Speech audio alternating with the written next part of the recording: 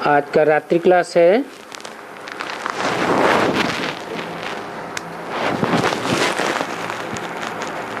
29/5/1968।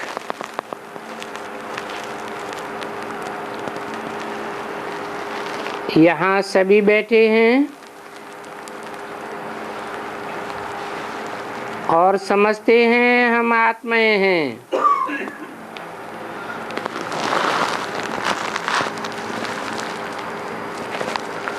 बाप भी बैठा है।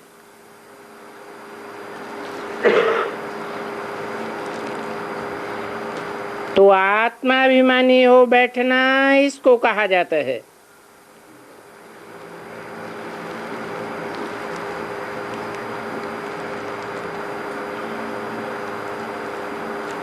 सभी ऐसे नहीं बैठे हैं कि हम आत्माएं हैं। हाँ, बाबा के सामने बैठे हैं।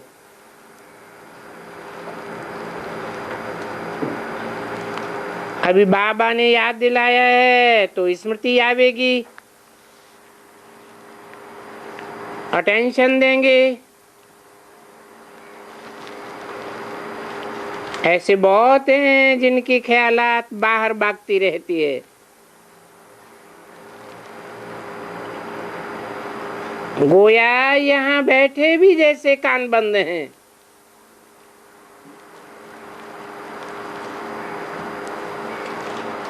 ये बुद्धि बाहर में कहाँ कहाँ दौड़ती रहती है।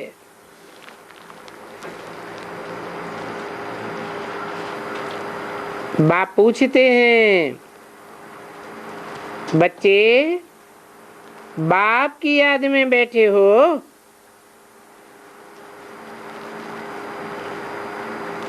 कमाई कर रहे हो?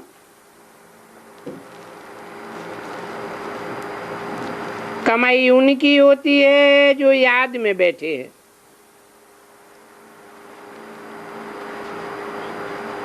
नहीं तो बहुतों का बुद्धियोग बाहर में रहता है।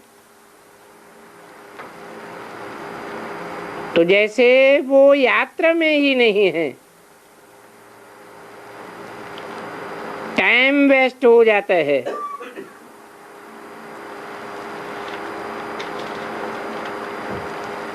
बाबा को देखने से भी बाबा याद पड़ेंगे।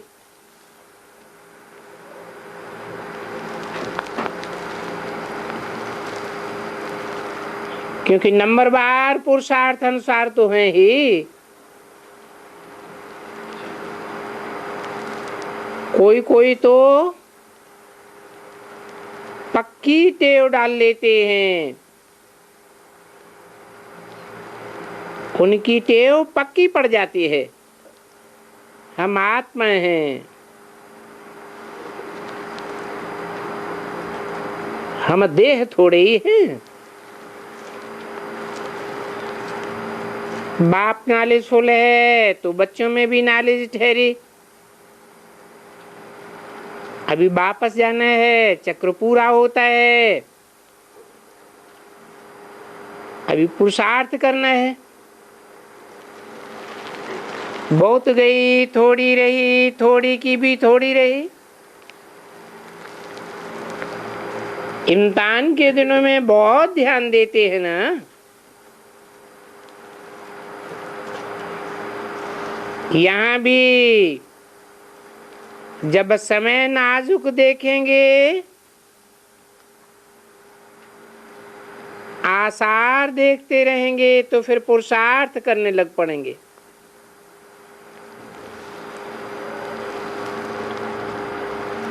जोर से याद करने लग पड़ेंगे।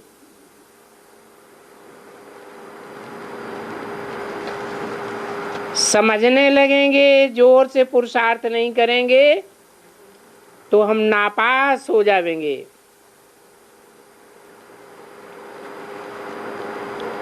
और फिर पद भी बहुत कमती हो जाएगा।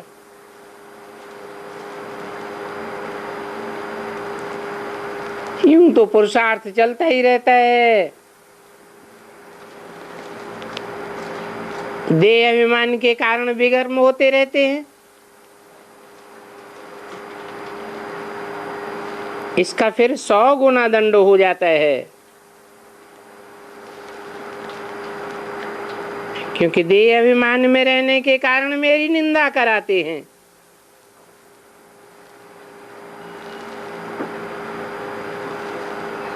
ऐसा कर्म न हो जो बाप की निंदा कराने के निमित्त बने, बाप का नाम बदनाम हो जावे।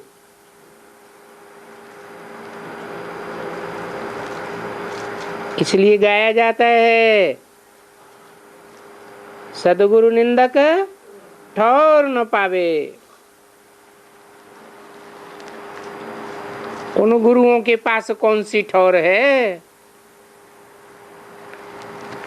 कौन सा मर्तबा है। यहाँ तो ठौर माना ही बात चाहिए।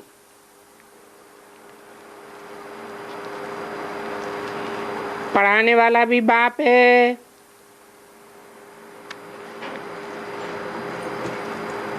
और कहाँ भी सत्संगों में एम ऑब्जेक्ट नहीं होती है सिवाय तुम्हारे। ये तुम्हारी राजयोग की पढ़ाई है, एम ऑब्जेक्ट है राजाई प्राप्त करना। और तो कोई ऐसे मुख से कह ही नहीं सकता हम राजयोग सिखलाते हैं।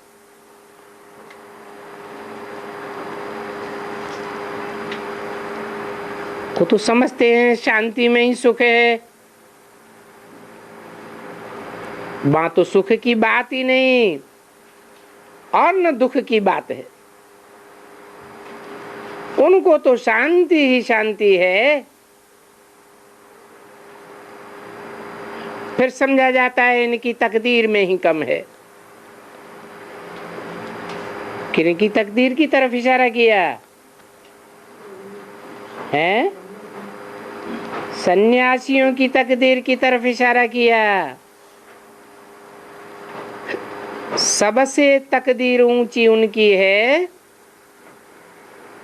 जो सबसे पहले पहले षष्ठी रूपी रंगमंच पर पार्ट बजाने आते हैं।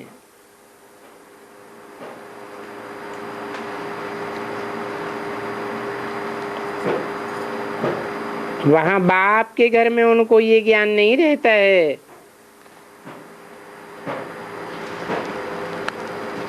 वहां तो कोई संकल्प ही नहीं होता है।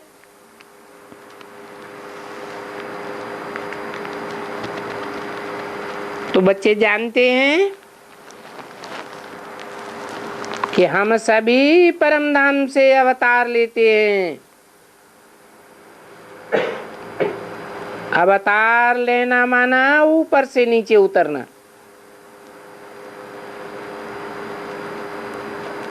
यहाँ भिन्न भिन्न नाम रूप में आए हैं। ये ड्रामा है ना, तो हम पार्ट बजाने के लिए भिन्न भिन्न नाम रूप लेते रहे। हम आत्माएं शरीर धारण करके पार्ट बजाती हैं।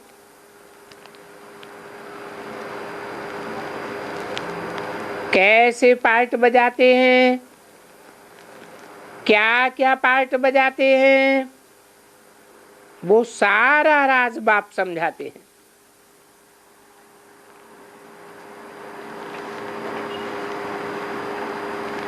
तुम बच्चों को अंदर में अति इंद्रिय सुख रहना चाहिए।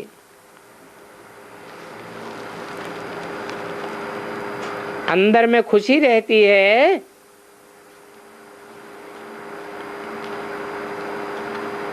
नहीं तो कहेंगे ये देही अभिमानी नहीं बना है। देह अभिमान है। बाप समझाते भी हैं, तुम स्टूडेंट हो, जानते हो हम देवता स्वर्ग के मालिक बनने वाले हैं, और सिर्फ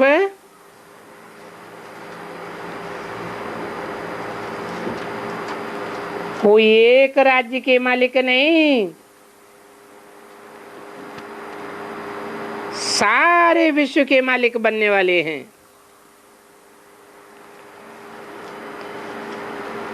परंतु ये अवस्था तब रहेगी जब कर्मातीत अवस्था होगी। ड्रामा प्लान अनुसार ऐसी अवस्था होनी तो है। तुम समझते हो हम ईश्वरीय परिवार के हैं।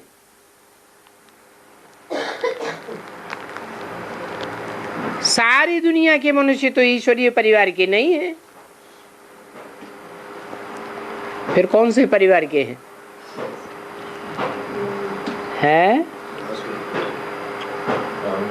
कोई इस्लामी परिवार के हैं,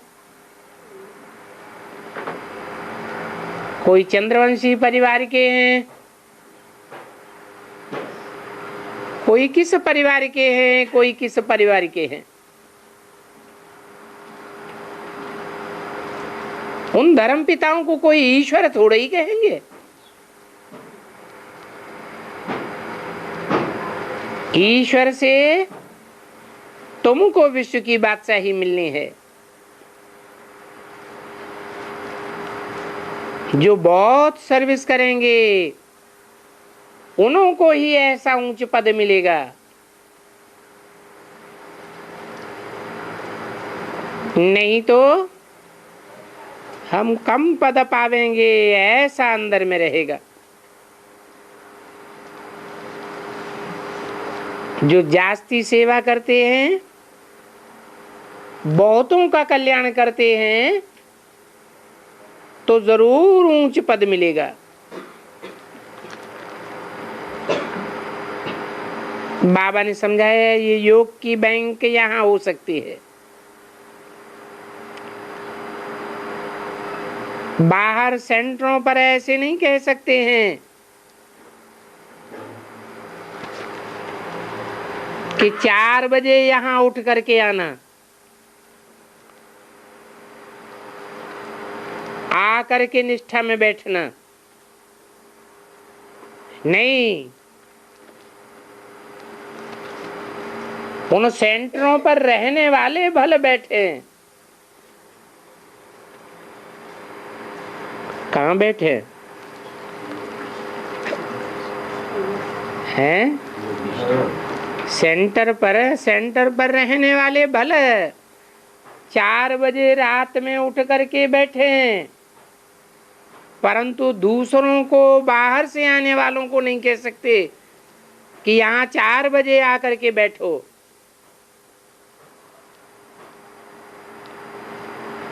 बाहर से आने वालों को भूले चूके भी ऐसे नहीं कहना है।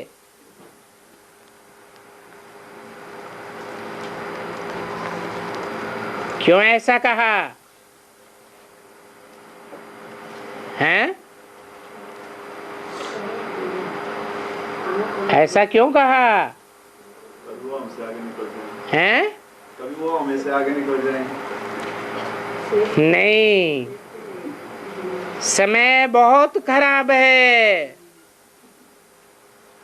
चोर और चक्कों की दुनिया है।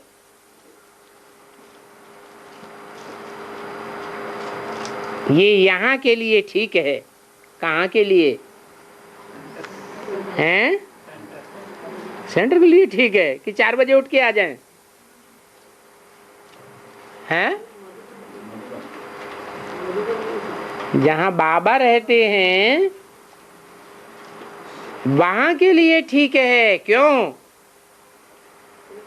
वहां के लिए ठीक क्यों है और सेंटरों के लिए ठीक क्यों नहीं है? हैं? क्योंकि जहाँ बाबा रहते हैं वहाँ मधुबन है। जहाँ मधुबन है वहाँ बाहर से ढेर के ढेर बच्चे आकर के ठहरते हैं, वहीं ठहरते हैं, वहीं सोते हैं।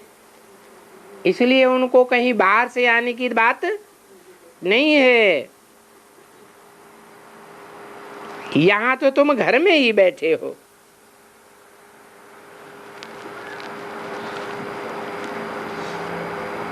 वहां तो बाहर से आना पड़ता है। कहाँ?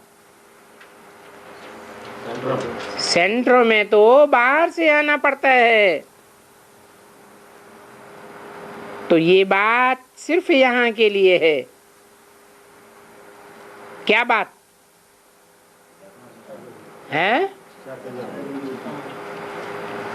कोई कह देते हैं, आर्डर निकाल देते हैं, डायरेक्शन निकाल देते हैं, 4 बजे से पुरुषार्थ करेंगे, 4 बजे उठ करके आ जाना। तो बाबा क्या डायरेक्शन देते हैं? हैं? बाहर से आने वालों को भूले चूके भी ऐसे नहीं कहना कि सवेरे 4 बजे उठ करके आ जाओ, निष्ठा में बैठो। बुद्धि में ज्ञान की इतनी धारणा होनी चाहिए, हम आत्मा हैं।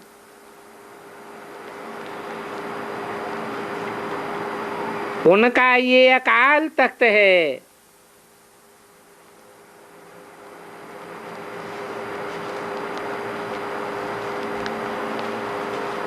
इस बात को याद करने की हेर पड़ जानी चाहिए।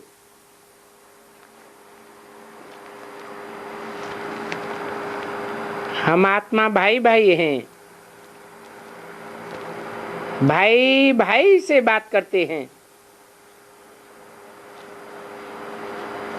अपन को आत्मा समझ बाप को याद करो तो विकर्म भी विनाश हो।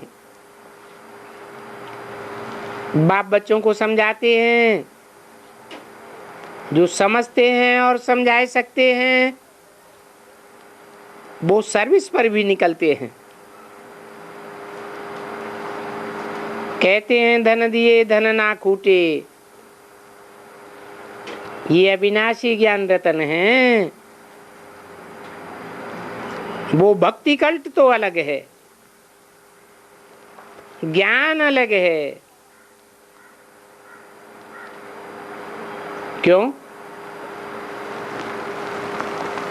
है? भक्ति अनेक गुरुओं से आती है और ज्ञान एक ही बाप से मिलता है। और भक्ति अनेक जन्मों में की जाती है और ये ज्ञान सिर्फ एक ही जन्म में मिलता है।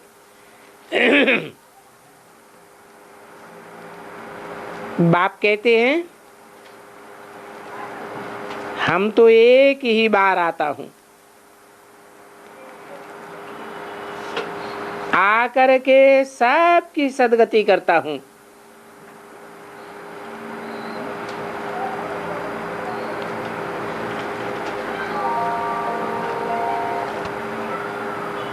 भक्ति तो जन्म जन्मांतर करते आए, सदगति तो किसी की हुई नहीं। यहाँ बच्चों को चांस बहुत अच्छा है। कहाँ है?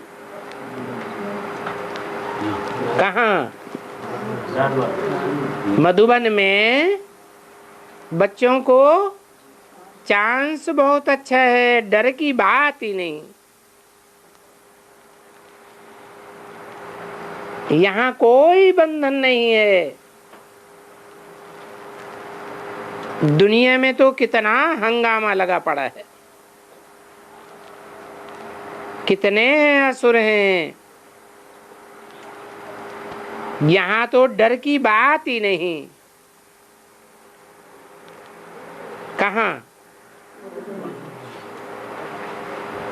माउंट आबू में मधुबन नहीं है?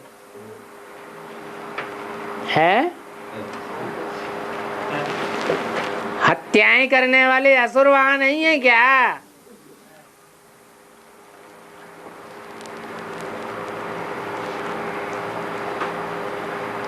तो बाप कहते हैं तुम कोई भी टाइम यहां मुकर्रर कराओ, तो बाप आ सकते हैं।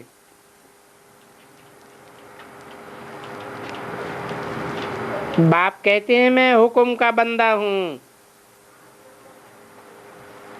सभी को सदगति देने वाला। तुमने हुक्म किया है ना, हे पतित पावन आओ। तो बाप की यही ड्यूटी है, पतितों को पावन बनाना।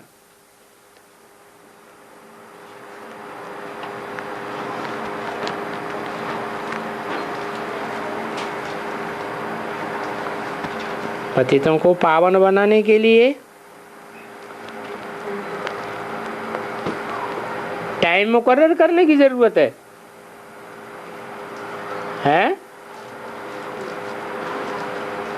है या नहीं है? बाप तो कहते हैं तुम कोई भी टाइम मुकर्रर कराओ, दिन में कराओ, दोपहर में कराओ, अमृत वेले कराओ, रात को कराओ, मैं आ जाऊंगा। क्या ड्यूटी है? क्या ड्यूटी करने आ जाऊंगा? पतितों को पावन बनाने आ जाऊंगा। तुम्ही ने तो हुक्म किया है, हे पतित पावन आओ। तो बाप की ही ये ड्यूटी है। ये बाप बेहद का धोबी हो गया। अरे बाप आकर के याद में बैठाते हैं तो धोबी गने का काम करते हैं क्या? अरे करते हैं या नहीं करते हैं? कैसे? हाँ, शरीर को धोते हैं, आत्मा को धोते हैं। आत्मा को कपड़ा कहा जाता है, हैं? शरीर को कपड़ा कहा जाता है। तो कोई टाइम मुकर्रर करेंगे बच्चे और बाप को बुलाएंगे कि आओ पतितों को पावन बनाओ, तो बाप आकर के शरीर रूपी कपड़े धोते हैं। अरे फिर आत्मा तो कपड़ा होती ही नहीं है, कैसे धोते हैं शरीर रूपी कपड़ा? अब बोला है तो झूठ तो नहीं बोले होंगे। ज्ञान जल से क्या धोते हैं? आत्मा धोते हैं। अरे धोते क्या हैं? आत्मा तो कपड़ा नहीं है। धोबी तो कपड़ा धोने वाले को कहा जाता है। अब चाहे बेहद का धोबी हो, चाहे बेहद के कपड़े हों, जड़ कपड़ों की बात है क्या? फिर ये बात यहाँ कैसे लागू होती है कि बाप क्लास में आया माना पतितों को पावन बनाने आया? अरे बड़ी मुसीबत आ गई है? अरे ये आंखें शरीर का अंग नहीं है क्या? आंखें भी शरीर रूपी कपड़े का अंग हैं। सबसे जास्ती संग का रंग किन्हें लगता है? इंद्रियों को, आंखों को ही लगता है। ये आंखें ही सबसे जास्ती धोखेबाज है। तो आंखों से ही, दृष्टि से ही आकर के सारी सृष्टि को सुधारते हैं। अच्छा,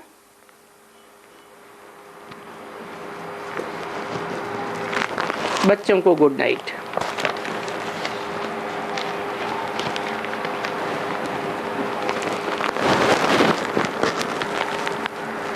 अगला क्लास है एक दिल्ली का रहा हुआ क्लास है 30/1/1963 का।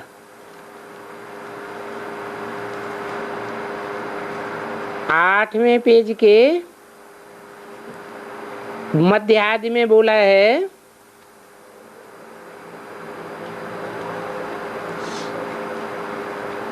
बड़े बड़े साहूकारों को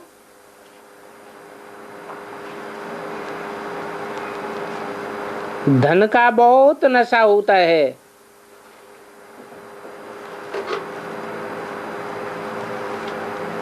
वो मुझे समझेंगे नहीं।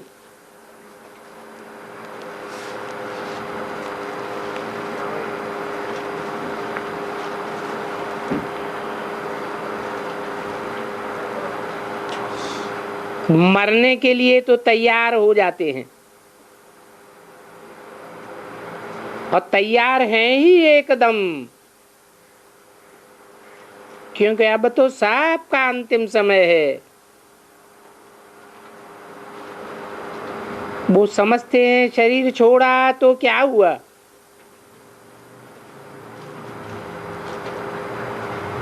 फिर दूसरा शरीर ले लेंगे।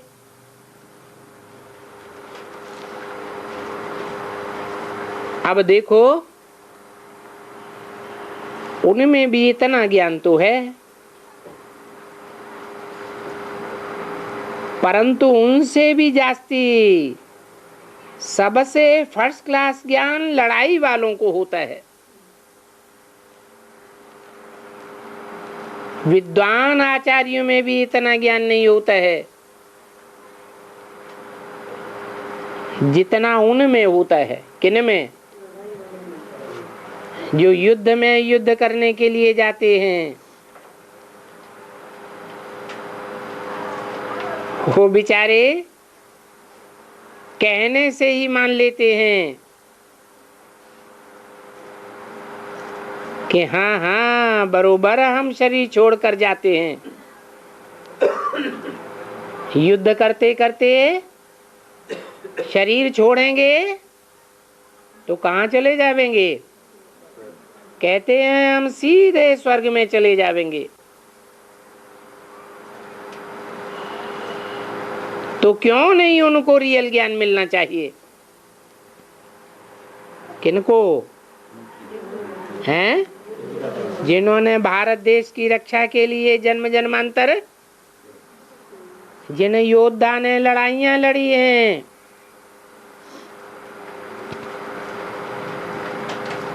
तो फिर निरहंकारी बनना चाहिए ना। साधु संत थोड़े ही ये काम करेंगे। नहीं, हम क्यों नहीं करेंगे अपने बच्चों के लिए? ये क्या कहा? है? किस काम की बात हो रही है? है? युद्ध करने की बात हो रही है। जो युद्ध करेंगे भारत देश की सेफ्टी के लिए, उनके मन में ये भावना रहती है कि हम भारत की सेफ्टी कर रहे हैं, भारत में भगवान आते हैं, भारत की तो बड़ी महिमा है।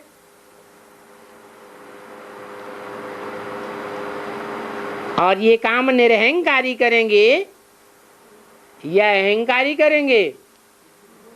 जिनको देह का अहंकार होगा वो मरने से डरेंगे या मरने के लिए तैयार रहेंगे? हैं? वो तो डरेंगे। युद्ध करने वाले तो बड़े निरहंकारी होते हैं, भला भी शरीर छूट जाए। अच्छे काम में, भारत देश की रक्षा में हमारा शरीर भी छूट जाए तो कोई हर्जा नहीं। क्यों? भारत में भगवान आते हैं, तो भारत की सुरक्षा के लिए भले कुछ भी हो जाए, परंतु ये काम साधु संत नहीं करेंगे। क्या है? देश की रक्षा के लिए साधु संत लड़ाई लड़ेंगे? नहीं लड़ेंगे। बाप कहते हैं हम क्यों नहीं करेंगे अपने बच्चों के लिए? है? ये किसने कहा है? ये किसने कहा? हम क्यों नहीं करेंगे अपने बच्चों के लिए? हैं? शिव बाबा ने कहा। शिव बाबा आके युद्ध करते हैं, मायावी युद्ध भी करते हैं। अच्छा, स्थूल युद्ध की तो बात छोड़ दो, हिंसक युद्ध तो बाबा नहीं करेंगे। करेंगे? नहीं करेंगे। और अहिंसक युद्ध, मायावी युद्ध शिव बाबा आकर करते हैं, उनको दरकार है। फिर ये किसने कहा हम क्यों नहीं करेंगे अपने बच्चों के लिए? हैं? क्या? किसने कहा? उन्होंने कहा हम अपने बच्चों के लिए युद्ध करेंगे।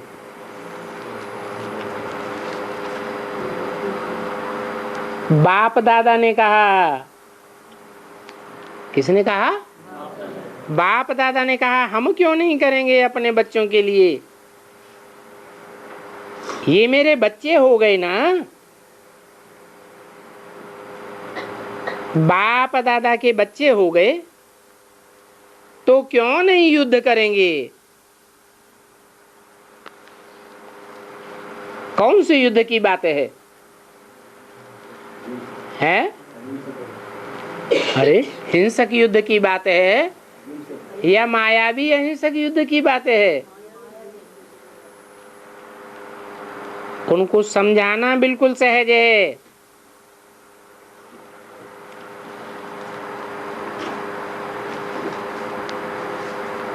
वो तो मरने के लिए तैयार हैं, जैसे तुम मरने के लिए तैयार हो कि अभी अभी शरीर छूटे तो हम बैकुंठ में जावें, अभी विनाश हो तो स्वर्ग में जाएंगे। वो तो कहेंगे अभी हम विनाश करते हैं,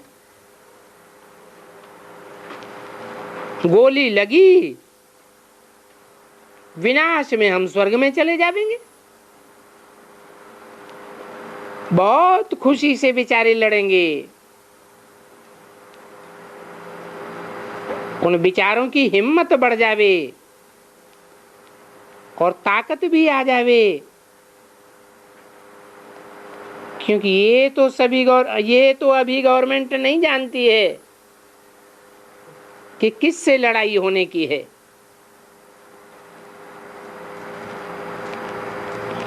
क्या होना है ये तो समझते हैं, यहां तो कोई बात ही नहीं है। अब ये तो तुम जानते हो कि ये लड़ाई जरूर है। कौन सी लड़ाई है? माया रावण से लड़ाई है। क्यों लड़ाई है? क्योंकि ये माया रावण हमारे देश को, सारी दुनिया को, खास हमारे देश को बर्बाद कर रहा है। तो वो तो बेचारे जानते ही नहीं है। उनके लिए युक्तियां भी अगर बाप से पूछें तो बता सकते हैं। बहुत युक्तियां बाप बताए देवे, क्योंकि फिर तो श्रीमत है ना बच्चों को, परंतु ड्रामा में देखने में नहीं आता है। पता नहीं आगे चल करके कुछ देखने में आवे।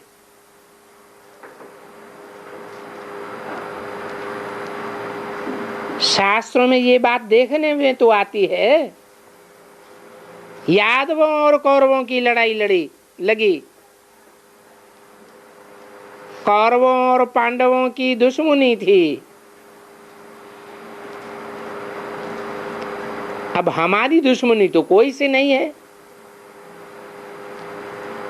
हम तो भारत को स्वर्ग बनाए रहे हैं। हमारी दुश्मनी थोड़े ही है किसके साथ। अभी पांडवों की दुश्मनी कौरवों से है क्या?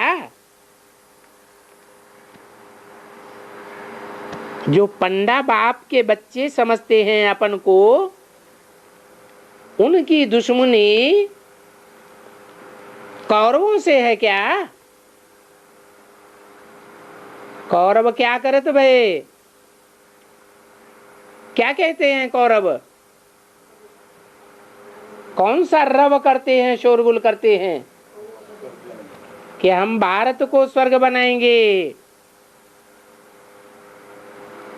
कौए खाते गंध हैं और कहते क्या हैं, हम भारत को स्वर्ग बनाएंगे, 5 स्टार होटल बनाते जाते हैं।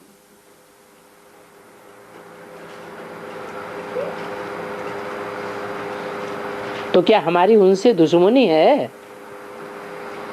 हैं? हम क्या उन्हें मना करते हैं कि तुम बनाओ या ना बनाओ? पांडवों की दुश्मनी कौरवों से है क्या? अरे बिल्कुल नहीं है।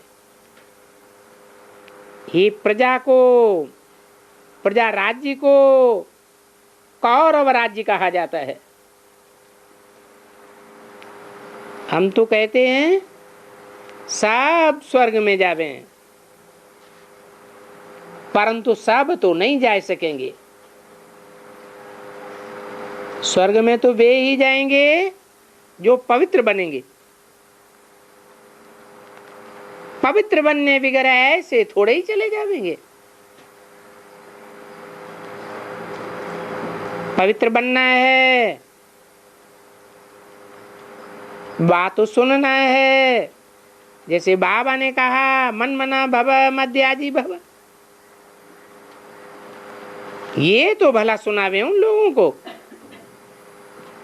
मंत्र तो दे देवे उनको। इसको ही कहा जाता है माया का वशीकरण मंत्र। इस मंत्र से ही वो भी स्वर्ग का मालिक बनेंगे। ये मंत्र देने के लिए कोई तो निमित्त बना है ना।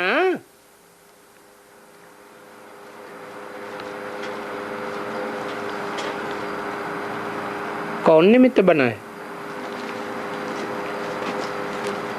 हैं?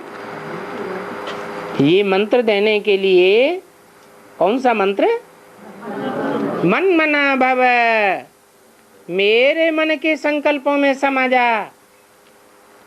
ये मंत्र देने के लिए कौन निमित्त बनता है? हैं? हैं? धीरे धीरे बोलते। ब्रह्मा बाबा निमित्त बनते हैं। उन्होंने बाप को याद किया?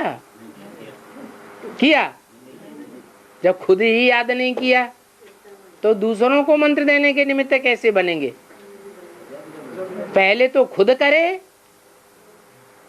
प्रैक्टिकल में करके दिखावे, प्रैक्टिकल स्वरूप बन करके दिखावे निराकारी स्टेज का, तब दूसरों को पढ़ाई पढ़ावे। नहीं तो मेजर मिलिट्री या हम नॉन वायलेंस, वो वायलेंस डिपार्टमेंट, वो कैसे किसी को निमंत्रण दे सकते हैं? मन मना भव, क्या निमंत्रण देने की बात? मेरे मन में समा जा, मैं कौन सा राज्य स्थापन करने आया हूं? है हिंसक राज्य स्थापन करता हूं या अहिंसक राज्य स्थापन करता हूं? अहिंसक राज्य स्थापन करता हूं। और वो कौरवों की मिलिट्री क्या कर रही है? हिंसक राज्य स्थापन कर रही है, बाहुबल का प्रयोग कर रही है। उनकी है वायलेंस डिपार्टमेंट। तो वो ये निमंत्रण कैसे दे सकते हैं? मन मना भव, मेरी याद में समा जाओ। जरूर कोई का तो कल्याण होने का है।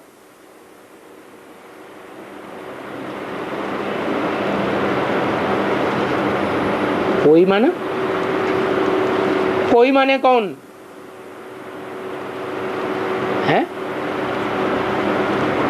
जो ये संदेश देने के निमित्त बने, वशीकरण मंत्र देने के निमित्त बने,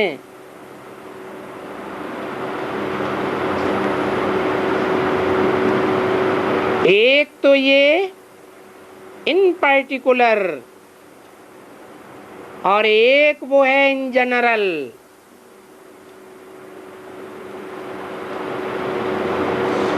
कौन है इन पार्टिकुलर निमित्त? इन पार्टिकुलर निमित्त कौन है और जनरली निमित्त कौन कौन है?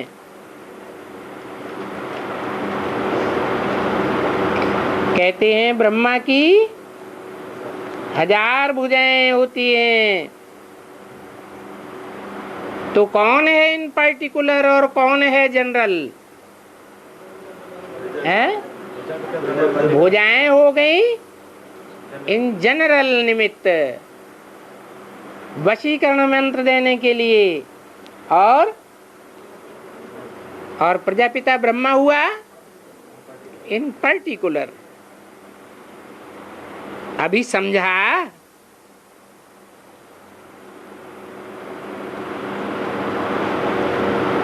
मेजर बताओ, तुमने समझा? दिल्ली में बाबा के क्लास में कोई मेजर निकला था ज्ञान में।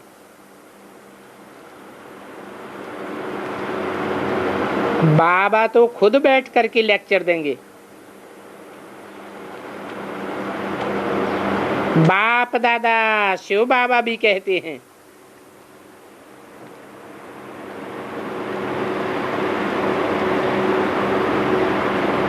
हमको तो बच्चों को पवित्र बनाना है, क्योंकि ये बच्चे ही भारत की सेवा करते आए हैं। क्या कहा? कौन से बच्चों की बात हुई है? कौन से बच्चे ये मन मना भव का?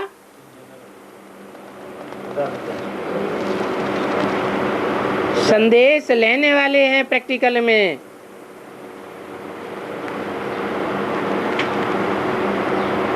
किन बच्चों को कहा इन पर्टिकुलर और इन जनरल? जरूर प्रजापिता ब्रह्मा और उसकी जो भुजाएं रही हैं जन्म जन्मांतर। भुजा माने सहयोगी बन करके रहे हैं। किस बात में?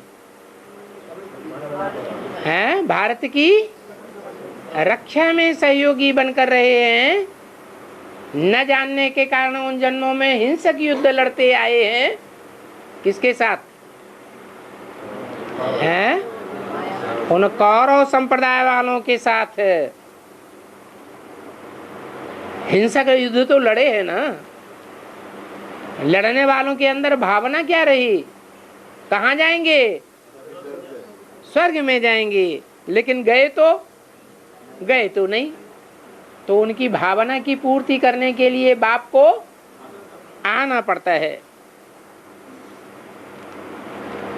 ये बच्चे जन्म जन्मांतर संस्कार के अनुसार युद्ध के मैदान में आते रहते हैं। कौन से बच्चों की बात की? किनका पार्ट प्रत्यक्ष किया है? सिर्फ 108। 108 में तो और धर्मों के भी हैं। हाँ, ब्रह्मा की जो 1000 भुजाएं गाई हुई हैं, जो बाप के साथ जन्म जन्मांतर सहयोगी बन करके रहे हैं।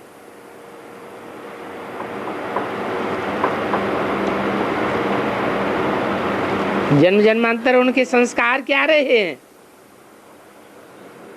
हैं? लड़ाई लड़ने के संस्कार रहे हैं। फालतू की लड़ाई लड़ी है क्या? हैं? लक्ष्य क्या रहा लड़ाई का? भारत की रक्षा करना। और भारत किसे कहा जाता है?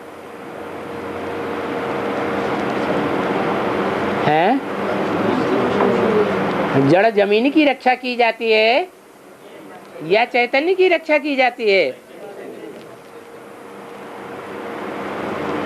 तो जन्म जन्मांतर संस्कारों के अनुसार युद्ध के मैदान में ये बच्चे आते रहते हैं।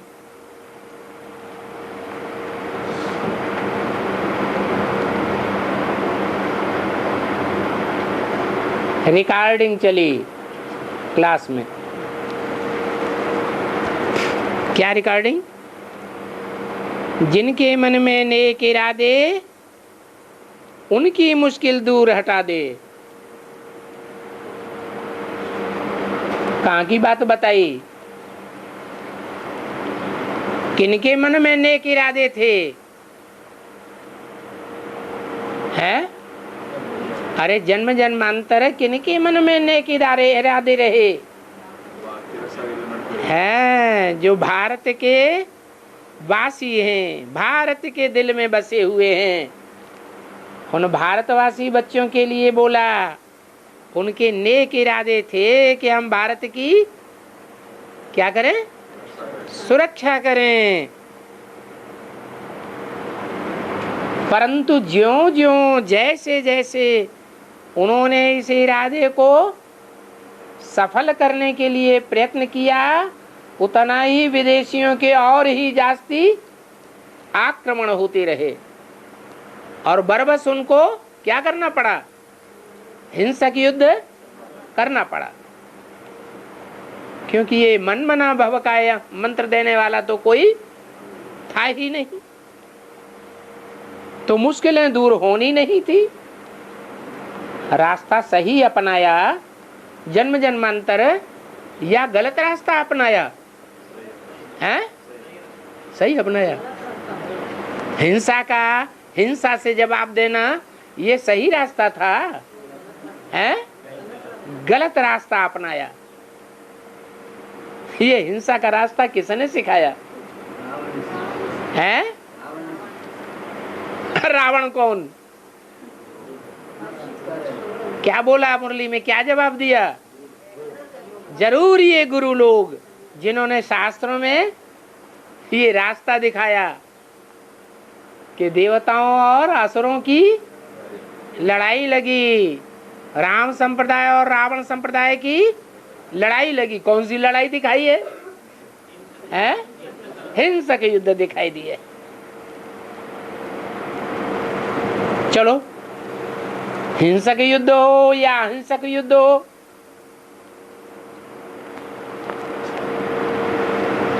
भावना किनकी अच्छी थी? इरादे किनके अच्छे थे? विदेशियों के इरादे अच्छे थे या भारतवासियों के इरादे अच्छे थे? भारतवासियों के अच्छे इरादे थे। तो जन्म जन्मांतर के जो अच्छे इरादे धारण किए, परंतु रास्ता गलत होने के कारण सफलता नहीं मिली जिन भारतवासियों को, उनकी मुश्किलें दूर करने के लिए अभी भगवान बाप भारत में फिर से आ जाते हैं।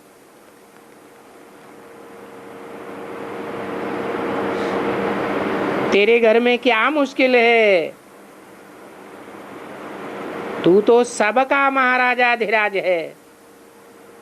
कैसे? महाराजाओं को भी महाराजा बनाने वाला है। तो ये महाराजाधिराज का ये जो अक्षर लिखा है, वो गीता में कृष्ण को समझ करके लिखा है।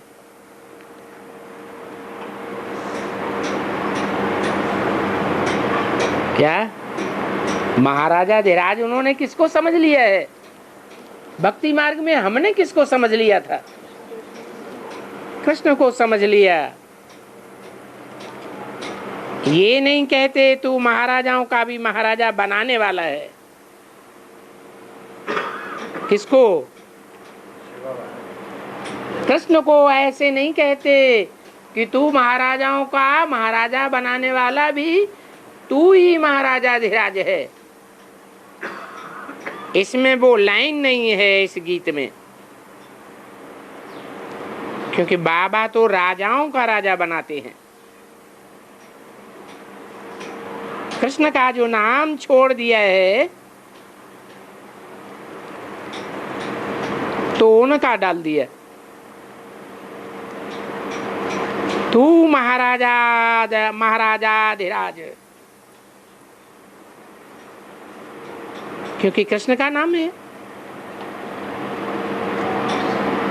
अभी वो महाराजा तो नहीं कहे जाएंगे, जो मूर्ख होते हैं वो उनको महाराजा कहेंगे। किनको? कृष्ण को। क्यों है? कृष्ण को महाराजा क्यों नहीं कह सकते हैं?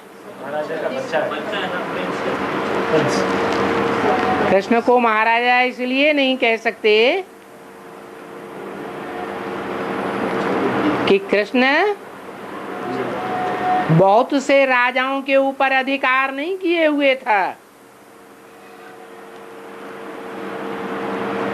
कृष्ण स्वयं राजा तो था, लेकिन महाराजा अधिराज कैसे कहेंगे? राधे और कृष्ण को तो प्रिंस प्रिंसेस कहा जाता है, उनको तो महाराजा महारानी कहा ही नहीं जाता है, क्योंकि स्वयंवर के बाद तो वो लक्ष्मी नारायण कहे जाते हैं। महाराजा महारानी तो पीछे बनते हैं।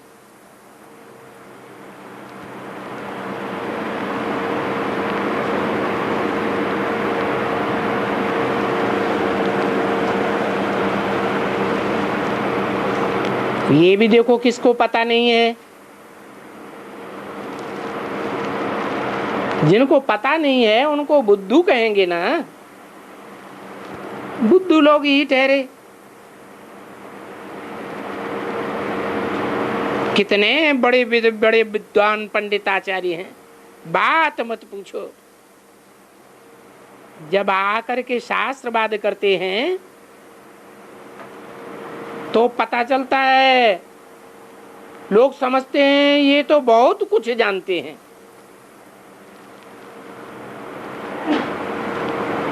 नहीं तो बच्ची, ये लोग तुम्हारे आगे बिल्कुल 100% बुद्धू हैं, एकदम बुद्धू। बस हो गया, बीच में से लाइन कट गई। रिकॉर्ड चला, तेरे घर में क्या मुश्किल है, तू महाराजाधिराज, आखिर वो दिन आया आज।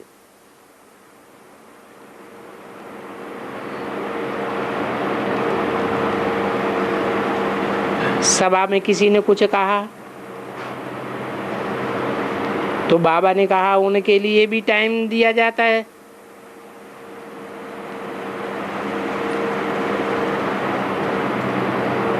आओ आओ, आते जाओ जल्दी।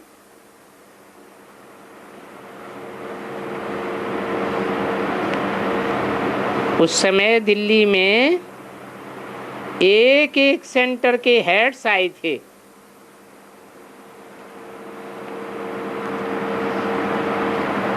जिन्होंने कहा था कि हम शिव के ऊपर एक मेमोरेंडम लिख करके आएंगे और वो मेमोरेंडम देंगे। सो जो लिख करके आए हैं वो हाथ उठाओ। इन्हों में से जिन्होंने दिया है वो हाथ उठाओ।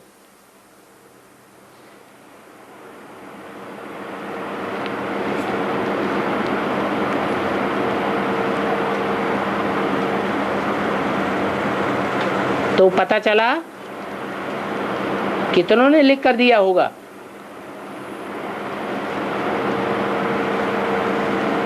सिर्फ एक जगदीश ने हाथ उठाया।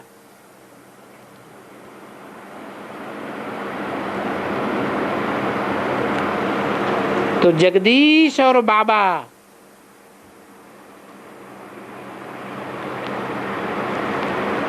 दूसरा कोई नहीं निकला।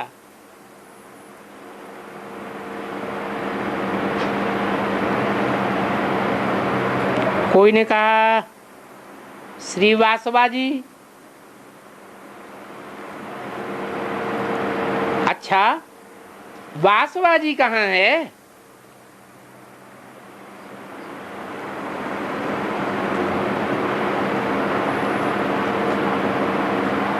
लाया है अभी क्या मेमोरेंडम? अच्छा, खड़े हो जाओ। बाकी क्या कहते हो? सोए पड़े हो क्या कुंभकर्ण की नींद में?